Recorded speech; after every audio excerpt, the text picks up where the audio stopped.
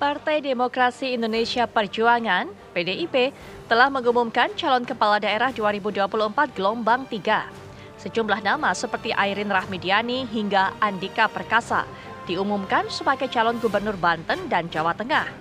Jajaran calon kepala daerah yang dibacakan Sekjen PDIP Hasto Kristianto itu ternyata tidak termasuk calon kepala daerah untuk Jakarta.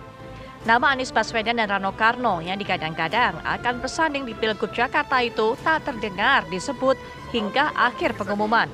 Padahal di lini media, foto Anies Rano hingga momen Anies meminta restu kepada sang ibu telah beredar luas. Sejumlah spekulasi pun mencuat ke ruang publik. Anies disinyalir batal diusung PDIP. Partai Banteng Moncong Putih ini pun dikabarkan memilih kader terbaiknya untuk Cagup dan Cawagup Jakarta. Hari ini, pendaftaran calon kepala daerah 2024 perdana dibuka. Akankah PDIP mendaftarkan nama Anies sebagai Cagup Jakarta? Atau lagi-lagi Anies gagal berlaga di Pilkada 2024? Tim TV One mengabarkan.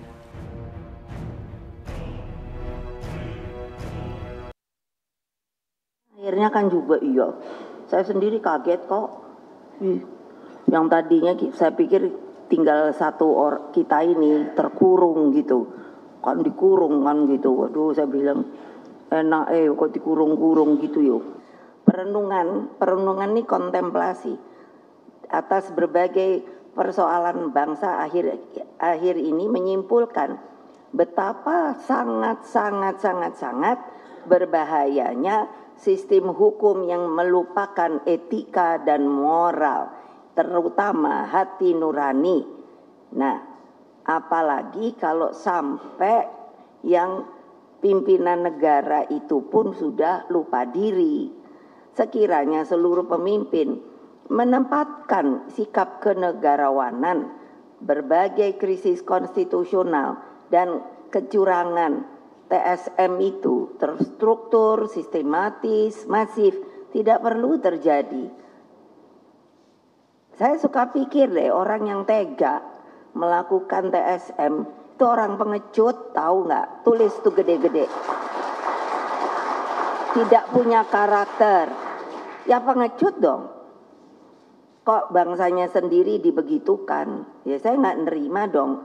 Masa nggak boleh? Ya boleh no. Saya kan orang merdeka loh. Bapak saya itu mengatakan, kalau kita merdeka, maka bangsa kita adalah orang yang merdeka. Dan saya orang yang merdeka.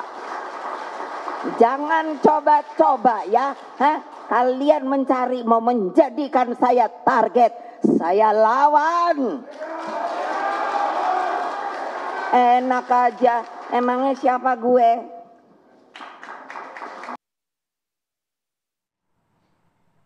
Pemirsa, PDI Perjuangan mengumumkan bakal calon kepala daerah yang mereka usung dalam Pilkada 2024. Ketua Umum PDI Perjuangan Megawati Soekarno Putri mengingatkan kader untuk mengikuti aturan partai.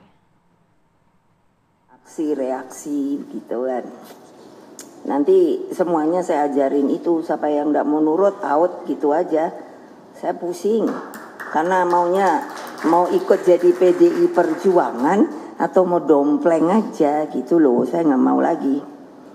Ya kalau konsisten aja, kalau mau jadi masuk PDI Perjuangan ya jadi dengan namanya lahir batin tuh ya rohnya roh PDI Perjuangan.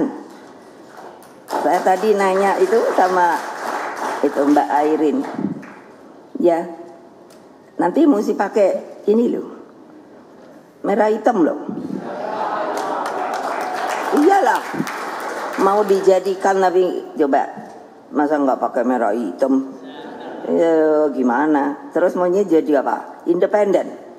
Ya cari independen, betul enggak? Lo itu fair loh, ya dong. Kalau mau masuk sebuah partai ya masuk, kalau enggak ya enggak.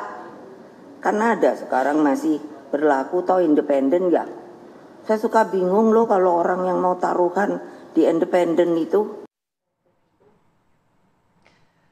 pesan yang kemudian sepertinya tertuju pada Anies Baswedan meskipun tidak menyebut nama. Nah, apakah kemudian ini menjadi alasan utama PDIP belum juga mengusung nama Anies Baswedan dan Rano Karno yang sempat beredar untuk Pilkada Jakarta? Kita akan bahas pada pagi hari ini dengan sejumlah narasumber. Sudah bergabung bersama kami semuanya melalui sambungan Zoom. Rame-rame kita nih arisan lewat online nih.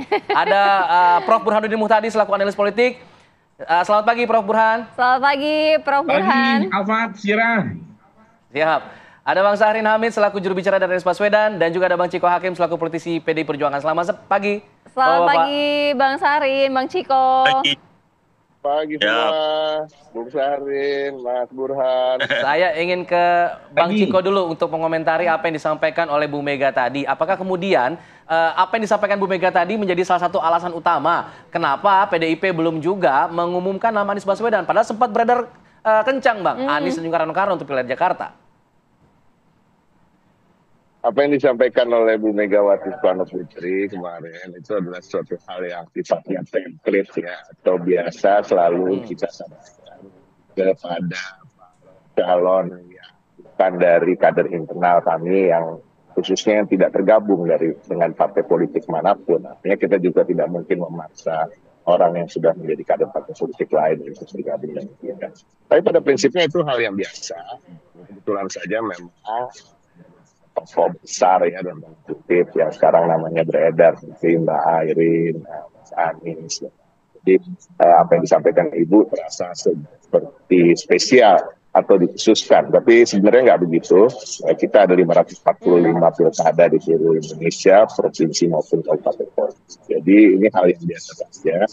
Dan kita tunggu sajalah 1-2 hari ini. Memang PDI Perjuangan selalu berada dalam posisi di ujung ketika menentukan hal-hal yang sifatnya strategis. Dan ini kan bukan hanya Jakarta yang belum kami putuskan, ada Jawa Timur juga dan ada Jawa Barat. Ya mudah-mudahan siapa yang terbaik untuk rakyat Jakarta, rakyat Jawa Timur, rakyat Jawa Barat, dan 30-an daerah lain yang belum kami putuskan akan segera diputuskan. Baik, Bang Ciko, sebelum diputuskan oleh Ketua Umum PDI Perjuangan Megawati Soekarno Putri, tapi paling tidak suara di PDI Perjuangan ini tidak satu suara ya untuk Pilgub Jakarta. Selain dari Anies Baswedan, nama Pramono Anung juga mencuat pada saat ini, Bang Ciko. Agak sulit menjadikan semuanya satu suara karena di kader internal sendiri kami harus juga memilih atau mengerucutkan satu nama dari berbagai nama, karena ada nama Mas Pram yang sebenarnya bukan baru saja beredar, beberapa kan tidak ada nama itu disebut-sebut oleh Pak Hasto sekjen kami. Ada juga nama Mas Pras, ada nama Karno tentu. Itu aja jumlahnya sudah 4 ya, melebihi jumlah kuota calegub maupun calon wakil gubernur yang hanya satu-satu untuk bisa dimajukan. Kemudian tentu kita nggak lupa ada nama dari tokoh luar yang menguat seperti Mas Anies Baswedan. Dan ini artinya untuk menjadikannya satu suara, satu untuk teman-teman di kader internal aja kita belum solid untuk sepakat di satu nama atau 2 nama, kalau mau dua-duanya dari kita. Kemudian ada nama Mas Anies. Itu yang hubungannya makin hari makin membaik dan makin lancar komunikasinya dengan teman-teman di ini. Oke, saya ingin minta Bang Syahrin untuk mengomentari foto ini dong Bang Syahrin. Ada foto yang kemudian beredar, ada Pak Anies Baswedan berdampingan dengan Bang Rano Karno, foto berdua pakai merah-merah. Ini kabarnya sudah siap untuk diumumkan begitu, tapi kemudian batal. Apa sih informasinya yang disampaikan kepada Pak Anies pada hari itu, Bang? Ya, jadi pada hari itu adalah memang agenda pertemuan dengan Rano Karno, dan itu janjiannya memang di tempat kantor Bung Rano Karno ya, di Badan Budaya kalau saya tidak salah kemarin. Dan alhamdulillah jadi bukan di DPP terjadi antara Anies Baswedan dan juga Rano Karno, dan cukup lama perbincangannya, dan alhamdulillah bahwa ya masing-masing bercakap ya sesuai dengan apa yang selama ini komunikasi. Ini adalah bagian dari tahapan komunikasi yang telah terbangun sebelumnya, baik itu melalui utusan resmi dari partai dan ya karena selama ini kan belum pernah ada pertemuan antara Anies dan juga Rano Karno. Dan tentunya kemarin pertemuannya di kantor Rano Karno di bidang budaya itu, dan itu masih dalam area kantor PDI Perjuangan, ya tentunya harus menyesuaikan tentunya kalau masalah kostum ya. Jadi ya kami melihat bahwa tapi yang menginisiasi siapa pertemuannya, Bang? Ya komunikasi antara tentunya Rano dan Mas Anies, komunikasi itu terbangun. Baik, Bang Syahrin, tapi paling tidak komunikasi tadi Bang Ciko bilang komunikasi PDI Perjuangan dengan Anies Baswedan sudah cukup membaik, makin membaik begitu ya. Nah, tapi komunikasi yang Bang Syahrin informasinya yang dapatkan dari Anies Baswedan, seperti apa sih komunikasinya, seberapa cair ataupun ada gap-gap tertentu mungkin? Atau ada deadlock barangkali? Iya. Enggak, selama ini kita melihat bahwa Partai Perjuangan yang mengedepankan platform politik, agenda-agenda perjuangan, dan itu betul-betul konkret masuk dalam setiap bahasan pertemuan antara Anies Baswedan dan PDI Perjuangan. Misalnya bagaimana prioritas program terhadap politik tata ruang, kelestarian lingkungan, sampai dengan program-program terkait dengan warga Jakarta, khususnya orang-orang kecil. Dan inilah yang memang menjadi prioritas partai, dan itu diminta komitmennya Anies untuk memiliki komitmen yang sama terhadap platform perjuangan partai. Dan ya Anies menyanggupi itu sebagai bagian dari apa yang juga telah dilakukan sebelumnya.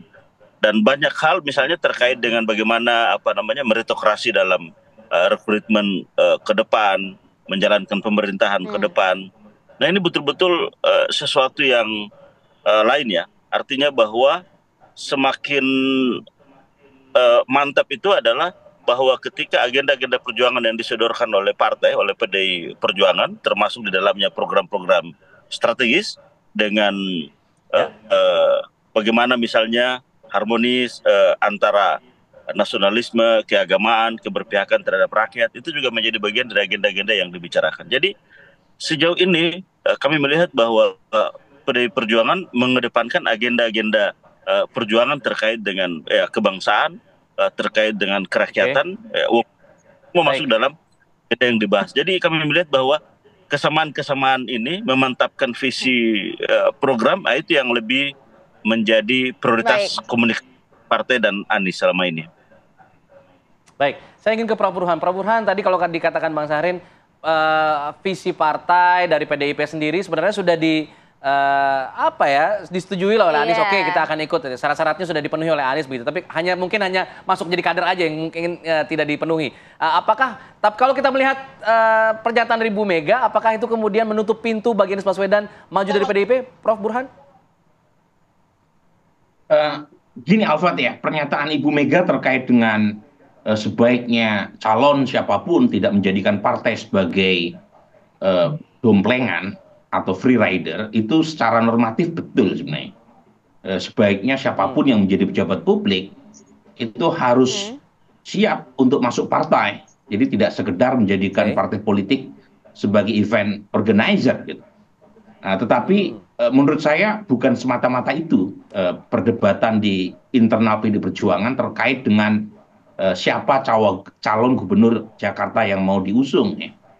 Setidaknya terkait dengan pro kontra Anies, saya melihat ada dua perdebatan yang sangat serius di dalam ya. Yang pertama terkait apakah Anies diusung karena kalkulasi politis strategis. Yang kedua, apakah alasan ideologis.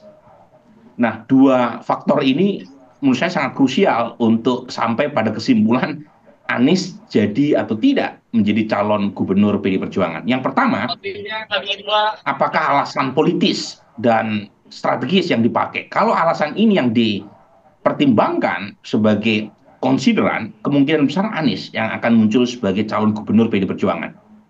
Karena kita tahu, the enemy of my enemy is my friend. Dan PDI Perjuangan sekarang sedang berada dalam posisi head to head dengan kekuasaan.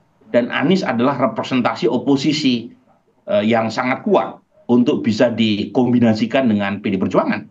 Jadi ada kemenyatuan antara institusi oposisi formal di parlemen dengan oposisi non-parlemen yang diwakili oleh Anies.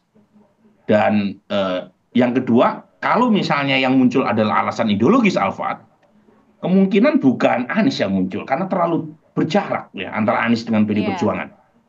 Bukan semata-mata karena faktor Pilkada Jakarta 2017, tetapi ada beberapa variabel, misalnya pidato Mas Anies waktu dilantik sebagai gubernur soal pribumi, itu sampai sekarang masih meninggalkan luka di kelompok nasionalis. Jadi kalau alasan ideologis yang dipakai, kemungkinan besar calon gubernur yang diusung oleh PD Perjuangan itu adalah calon yang berasal dari kader sendiri. Dan jangan lupa dalam konteks ini, itu yang PD Perjuangan lebih punya banyak opsi untuk memajukan calon dari dalam. Sementara satu-satunya opsi buat Anies untuk berlaga di PD Perjuangan di Pilkada Jakarta ya hanya lewat PD Perjuangan karena jalur perseorangan sudah tutup, partai lain sudah ke Kim. Jadi faktor-faktor ini saya kira yang akan menentukan apakah Anies masuk atau tidak Nisira sebagai calon gubernur. Karena kalau alasan elektoral, betul bahwa Anies sekarang berada di peringkat pertama dalam survei. Tetapi survei-survei itu umumnya dilakukan sebelum ya PKS dan partai-partai lain berlabuh ke Kim Plus. Nah ini saya kira yang masih menjadi perdebatan alot di internal PD Perjuangan. Kalau dari catatan Mas Burhan gitu, Prof. Burhan melihatnya dari dinamika politik, dari statement-statement yang dikatakan oleh Ketua Umum PDI Perjuangan, artinya yang mana yang lebih dominan, Prof? Artinya dari politis kah atau dari ideologis? Tapi nanti dijawabnya, Prof ya. Usai jeda kami segera kembali.